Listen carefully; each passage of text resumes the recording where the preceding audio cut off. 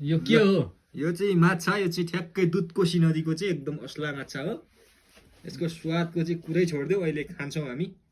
मैले बनाएको है यो चाहिँ असला माछा। के मार्फतबाट अनि यो कहाँ केबाट यो मैले चाहिँ अघि गएर मारेर नि कस्तो किन्ने कुरा हुन्छ, बल्छी बनाएर लिएर गएँ। एकदम धेरै। त्यसपछि बल्छीले मैले आफै निकालेको यी माछाहरू चाहिँ ठ्याक्क कतिवटा छन्? यहाँ 16वटा माछा छन्।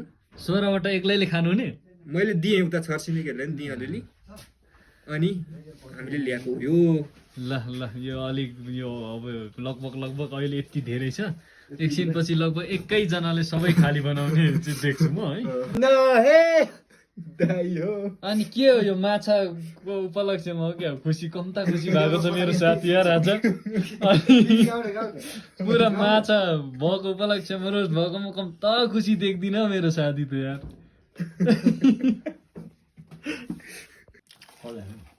मात्र 16 पिसमा यो यति 2 पिस पुगिसक्यो। कति त्यो के अब सकिन लाग्यो होइन? अब सकिन लागेछ, बाँकी हुँदै जान्छ।